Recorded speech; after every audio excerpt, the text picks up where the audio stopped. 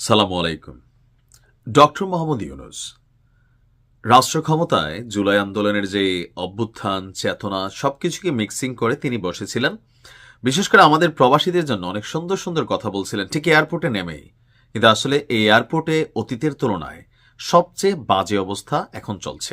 Trolley সংকট, আমি জানি না রাষ্ট্রের কতটা টাকা সংকট যে প্রবাসীর একটা ট্রলির জন্য, আমি গত 6 মাসে 2বার দেশে গেছি, যে যেখানে বেল্ট থাকে মানে আমাদের বিমানের লাগেজগুলো নামে, এখান থেকে ট্রলি আনতে ভাই ওই মাথায় দৌড়ে যেতে হয়। মানে এক ধরনের যুদ্ধ চলে। কেন এখন পর্যন্ত এটারই সমাধান হলো না? এটা ডক্টর ইউনূস সরকারের কাছে প্রশ্ন রেখে শুরু করছি যে অনেক তো দিলেন, পাকিস্তানকেও অনেক কিছু আপনি দিয়ে গেছেন। এই সরকার ইতিহাস পাকিস্তান মনে রাখবে। শেখ হাসিনা বলতো যে ভারতকে যা দিছি ভারত মনে রাখবে। তো ডক্টর ইউনূসের এই সরকার তারাও পাকিস্তানকে যা দিছে পাকিস্তান মনে রাখবে। আর এতে ভারতের শিশুসুলভ অভিমান আছে। যদিও ভারতের সাথে শেখ হাসিনা সরকারের করা শুধুমাত্র একটা প্রকল্প বড় ধরনের, বাকিগুলো আসলে ওরকম জানি না, হতেও পারে।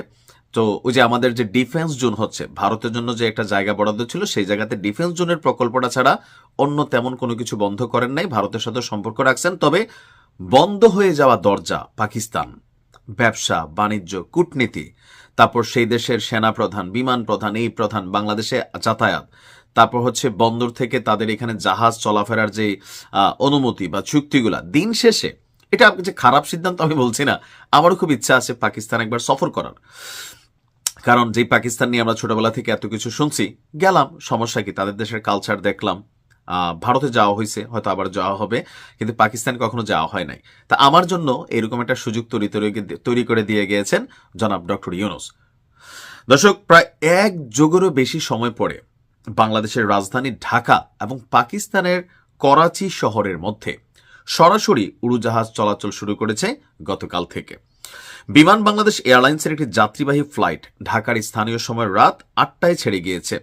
করাচির স্থানীয় সময় রাত 11টায় পৌঁছাবে। প্রথম ফ্লাইটটি বোয়িং 737 উড়োজাহাজ দিয়ে পরিচালিত হয়েছে। এই ফ্লাইটের জন্য 162 আসনের সমস্ত টিকিট বিক্রি হয়ে গেছে। এর মাধ্যমে বাংলাদেশের যাত্রীদের দীর্ঘদিন পর পাকিস্তানের সাথে সরাসরি বিমান যোগাযোগের সুযোগ তৈরি হলো। এমত অবস্থায় যাত্রীদের সুবিধার্থে বিমান কর্তৃপক্ষ জানিয়েছে ঢাকা করাচি ঢাকা রুটে সপ্তাহে 2টি ফ্লাইট পরিচালিত হবে। প্রতি সপ্তাহে বৃহস্পতিবার এবং শনিবার এই ফ্লাইটগুলো পরিচালিত হবে। আর এটি একটি গুরুত্বপূর্ণ মাইলফলক হিসাবে দেখা হচ্ছে যে 2012 সালে সর্বশেষ এই রুটে বিমান চলাচল বন্ধ হয়ে যায়। আর এরপর 2024 সালে ডক্টর ইউনূসের এই অন্তর্বর্তী সরকার গঠন হওয়ার পর ঢাকা করাচি রুটে ফ্লাইট চালানোর পরিকল্পনা নেওয়া হয়। তো প্রায় 1 যুগ আমার কাছে মনে হলো যে খারাপ সিদ্ধান্ত, আমার কাছে এটা কোনোভাবে মনে হচ্ছে না। দেখেন, গ্লোবালাইজেশনের যুগ চলতেছে। আমাদের কোনো দেশের সাথে অতিরিক্ত প্রীতি, কোনো দেশের সাথে অতিরিক্ত শত্রুতা কোনোটাই ভালো না। তবে পাকিস্তানের জন্য রাষ্ট্র হিসেবে অনেকটা পজিটিভ ফিডব্যাক তৈরি হয়েছে যে তারা হয়তো এখানে কি বলা হয়েছে, ব্যবসা বাণিজ্য বিভিন্ন কাজে তাদের দেশের মানুষ আসবে, আমরাও আসবো। তো এখানে প্রোগ্রামে উপস্থিত ছিলেন বেসামরিক বিমান পরিবহন পর্যটন মন্ত্রণালয় বিমান বাংলাদেশ এয়ারলাইন্সের চেয়ারম্যান শেখ বশিরউদ্দিন ভাই, আর বাংলাদেশ নিযুক্ত পাকিস্তানের রাষ্ট্রদূত ইমরান হায়দার, বেবি চপ চেয়ারম্যান এয়ার মার্শাল যিনি আছেন ভাইস মার্শাল মোহাম্মদ মুস্তফা।